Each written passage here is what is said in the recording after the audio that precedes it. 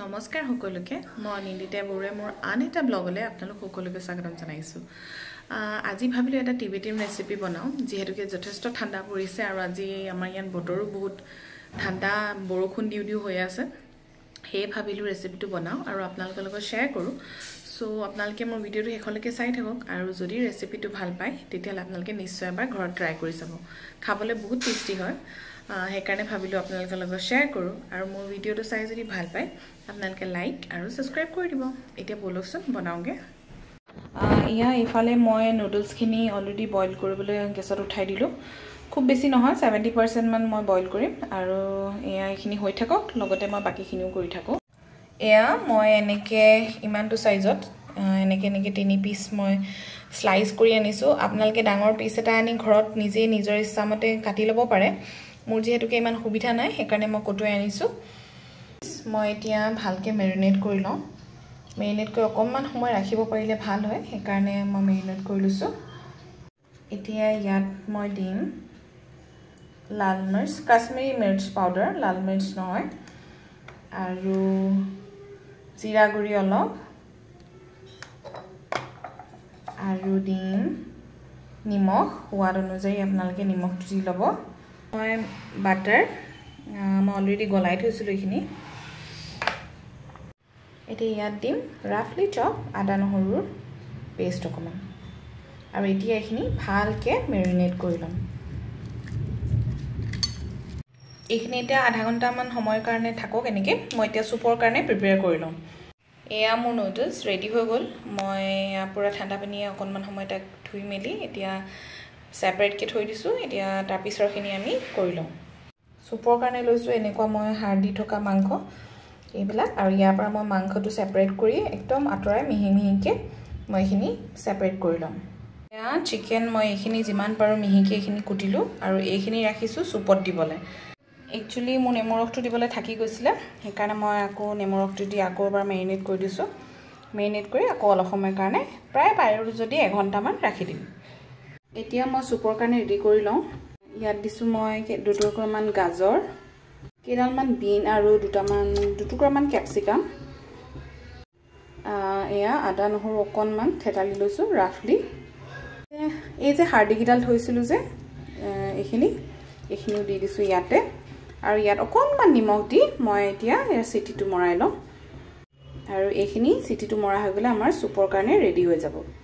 এতিয়া কুকাৰটো আমি 6-7টা মান চিটি মৰাই লম, যেহেতুকে তাত মাংস আছে, মাংসৰ হাৰ্ডিখিনি আৰু ভেজিটেবলছখিনিৰ পৰা যিখিনি ওলাবলগীয়া আছে সেইখিনি যাতে ওলাই এটা ধুনীয়া চুপ ৰেডি হয়, আৰু সেইখিনি হৈ লওক। তাৰপিছত মই এতিয়া নেক্সট প্ৰিপেয়াৰ কৰি আছো। মই ৰেডি কৰি লৈছো চব্জিখিনি। বিন লৈছো, গাজৰ, কেপচিকাম, মটৰ, আৰু এইফালে আদা নহৰু সৰু সৰুকৈ কুটি লৈছো, আৰু লৈছো পিঁয়াজ পাত। আপোনালোকে সিজনেল যিকোনো চব্জি আপোনালোকে ইউজ কৰিব পাৰে। মই এইকেইটা ভাল পাওঁ সেইকাৰণে মই এইখিনি ৰেডি কৰি লৈছো।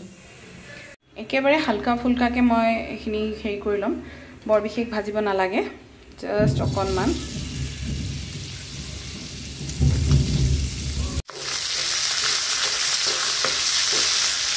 মোৰ ভেজিছখিনি চব মই সৰ্টে কৰি ললো। এনেকুৱা হৈ থাকিব লাগে, একদম সিজি যাব যাতে নালাগে।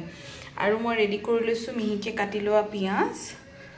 আৰু এতিয়া মই চিকেনখিনি ফ্ৰাই কৰি লওঁ, যিখিনি মই কাটি থৈছিলো একদম মিহি মিহিকে, সেইখিনি মই অকণমান ফ্ৰাই কৰি লওঁ। মই ইয়াত দিছো আদা নহৰু সৰু সৰুকৈ কাটি থৈছিলো।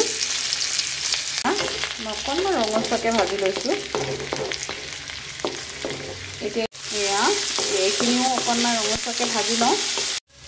এইখিনি পিঁয়াজখিনি হৈ আছে, এইখিনি অকণমান টাইম লাগিব, যিহেতুকে অকণমান কালাৰ হ'ব লাগিব, ৰঙচুৱা হ'ব লাগিব। এতিয়া ভাবিছোঁ লগতে আৰু এটা কাম কৰি থাকোঁ, যিহেতুকে মই এইফালে চিকেনখিনি মেৰিনেট কৰি থৈছিলোঁ, তো তাৰ কাৰণে মই এখন পেন গৰম কৰি লৈছোঁ। তাত অকণমান তেল লৈ এতিয়া ভাবিছোঁ মই চিকেনখিনি ফ্ৰাই কৰি লওঁ। আপোনালোকে যদি আপোনালোকৰ ঘৰত গ্ৰিলিং পেন আছে তেনেহ'লে আপোনালোকে তাতো কৰিব পাৰে, যিহেতুকে মোৰ হাতত নাই সেইকাৰণে মই ইয়াতে নৰ্মেল পেনতে এইখিনি মই অকণমান ডিপ ফ্ৰাই কৰি লওঁ। মেৰিনেট কৰি থোৱা চিকেনখিনি মই এনেকৈ দি দিছোঁ।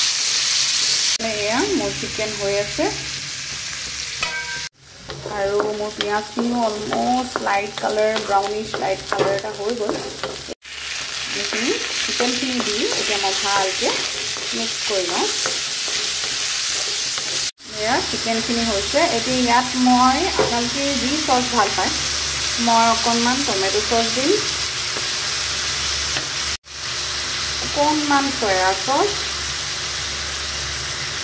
আৰু এইখিনি এতিয়া ভালকৈ মই মিক্স কৰি ল'ম আৰু আপোনালোকে যদি চিলি চচ দিব বিচাৰে জ্বলা খাই ভাল পায় তেন্তে চিলি চচো দিব পাৰে এইখিনি চিকেনখিনি এতিয়া অকণ সময় ভাজ খাই লওক তাৰপিছত মই এইখিনি অঁতৰাই ইয়াত চুপৰ কাৰণে ৰেডি কৰিম এতিয়া এই একেখন কেৰাহীতে মই চুপৰ কাৰণে প্ৰিপেয়াৰ কৰিম এয়া চুপৰ পানীখিনি মই উলিয়াই থৈছিলোঁ এইখিনি ভেজিছখিনি আৰু চিকেনখিনি ইয়াতে আছে বাকী মই সব পানী ইয়াত ঢালি দিলোঁ এইখিনি অকণমান উতল আহক আৰু এয়া এতিয়া চুপখিনি অলৰেডি বইল হৈ গৈছে আৰু ইয়াত মই দি দিছোঁ চৰ্টে কৰি থোৱা ভেজিছখিনি এয়া চব পুৰা উতলি গ'ল এতিয়া ইয়াত মই দি দিম চিকেনখিনি